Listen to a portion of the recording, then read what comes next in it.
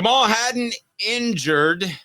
And like I said, if we had this discussion in week 1, Caleb, what would have been your response before we get to what it means for this football team headed to Kentucky on Saturday?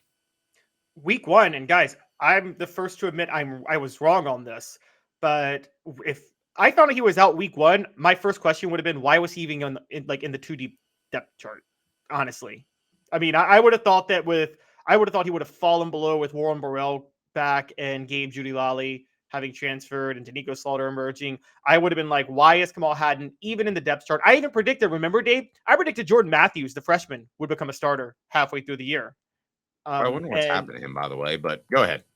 Yeah, and I completely whiffed. Kamal Hadden not only held on to a starting role, but became I mean, y'all can hate on me for saying this all day. He became one of the best cornerbacks in the country, bar none. I mean, he was on track to be an All-American this year with what he was doing. Ooh, All-American? Top 4 coverage grade among all cornerbacks PFF in the nation. Top 4. Okay. If he wasn't an All-American, it would have been highway robbery. I'm looking at him as a potential top 3 round NFL draft pick now. I was very high on how he's been playing. Okay, I respect that, and you changing gears. I don't think he would have been an All-American because a lot of people that vote on those things care about preseason stuff. But you're right. Maybe he's worthy of that. I'll give you that. Yeah, they care about coverage, and then they look at stats. And, cornerbacks, you can't judge on stats. Well, but they'll also look to preseason. And some of the people that vote on it, frankly, could see Bob Jones at Utah, and he's a preseason all-SEC cornerback. And as long as he plays and makes 4 or 5 interceptions, he's probably going to win the postseason award. I mean, that's kind of how cornerback goes. It's kind of how center goes as well. It's why they had to designate in the SEC that center is a different position, because people were just picking 5 offensive linemen for the first team, 5 offensive linemen for the second team, and there was no center. So I guess that it was up to the quarterback just to run up to the line of scrimmage and get the ball. Yeah, and also, let's be fair, it can be with safeties too. He was the best safety in college football in 2009, but Eric Berry won that Thorpe Award before the year even kicked off. He had the Thorpe Award in his hand before the first game. Everybody knew he was going to win it. Love me some Eric Berry. All right, how big is this for the Vols? It is 4 downs, brought to you by Andy Mason, AndyMasonRealEstate.com. Did I already hit the sounder? I'm off and running. I'm on my energy drink from the gym this morning. Did I hit the sounder? You hit the 4 down sounder, but you haven't hit first down yet. The ref hasn't spotted the ball. Cooper Mays. Okay, well, we got to go ahead and spot the ball. In the meantime, Coop, what are people supposed to do? Cooper Mays here. Hit like and subscribe. All right, here we go. Here. First down. First down, Coop. So let's get to it. Kamal Hadden's injury, and we'll get Peyton Manning's thoughts on this. Kamal Hadden's injury is bigger than Keenan Pili's. Yay or nay? I would not have said this at the beginning of the year, but you're thinking a little more than I thought. It's bigger. It's a bigger deal than Keenan Pili's. Yeah, at the beginning of the year, I would have disagreed with you, but as it turns out now, Tennessee hasn't been perfect at the second level at the linebacker position, but they've been pretty good with Herring in there, and Beasley is having a fantastic year. So, yeah, I thought when I wrote this, it was early in the morning. I hadn't had coffee yet. I thought that we were just going to go ahead and say Peely would have been better. All right, what down, Coop? Cooper Mays here. Second down. Kamal Hadden's injury is bigger than Brew McCoy. I'm going to go ahead and let Peyton weigh on this. They're like, that is total bullshit. There's no way. Brew McCoy dictated coverage. I was told by a scout that Brew McCoy was the best NFL prospect on this football team at any position. So I can't go that far. I'm in with your Kamal love a little bit, but I can't go that far. Dave, look at him. He's thinking. My boy Caleb's thinking. I think it's a wash, and I actually disagree with Peyton. Peyton wasn't the best talent evaluator. He thought Anthony Gonzalez was a good first-round draft pick for the Colts. Okay, so, whatever Peyton says, I don't really need to listen to him on talent evaluation.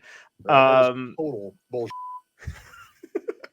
I think Kamal Hadden is a bigger deal because I think I get you are stuck in preseason. I think Tennessee has some other players who have the potential to dictate coverage the way Brew, not on Brew's level, but close to it. I think Chaz Nimrod might get there.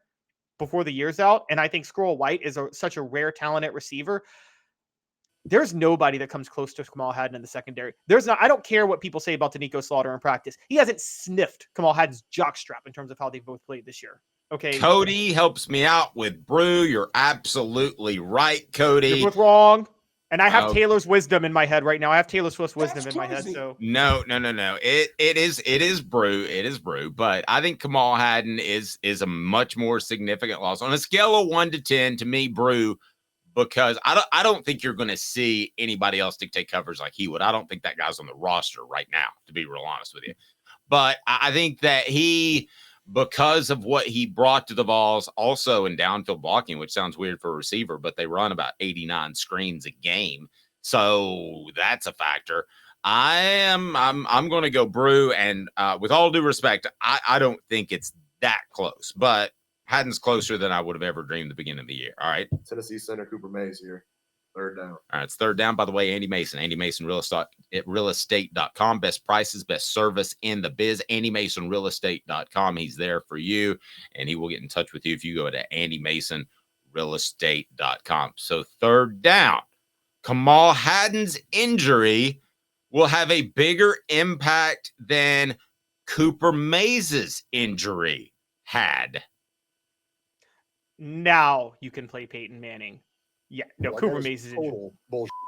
Okay. Cooper Mays is the most valuable player on the team. His injury was Ooh. huge at the beginning of the year. So no, his injury is not bigger than Cooper Mays' injury. Okay. Now, I'm interested to see where you go here because I believe Cooper Mays' injury cost Tennessee a football game at Florida. Okay. And you believe that too. So what down is it, Coop? All SEC center Cooper Mays here. Fourth down. Kamal Hadden's injury will cost Tennessee a game. Now let's think about for a second. Let's break this down. Tennessee is not facing any, well, Missouri likes to throw it around the park. Let's think about teams that like to throw it around the park that'll put pressure on a secondary. So you would have Missouri. Georgia would not be in that category, although Georgia might just win regardless and will be favored to do so. Kentucky's not going to take advantage of a defensive back absence, so I'm going to say no. I don't think it'll cost Tennessee a game. It'll cost them 200, 300, 400 yards for the remainder of the season. The Missouri game is a loss without Hadden. Cody going ahead and going out on a line. I like the guts. What do you say? See, this is hard for me to do because of our next segment coming up, but I will, because I would say on paper the Missouri game should cost them, but there's some factors that are going into that I will talk about the next segment. And with Georgia, if it costs Tennessee a game, it'll be against Georgia. It could cost Tennessee against Georgia because I think that Georgia game at home is more winnable than a lot of people think. And I think Kamal Hadden makes that game a lot more difficult. But I'm not going to go out on a limb and say his loss will cost Tennessee a game. I can say this. It may have cost Tennessee last week against Alabama more than anything else. You don't believe that now. What happened at the opening drive of the second half? Jalen Milroe throws a touchdown pass with Kamal Hadden out. Does he make that touchdown pass if Kamal Hadden's in the game? No. Does not happen.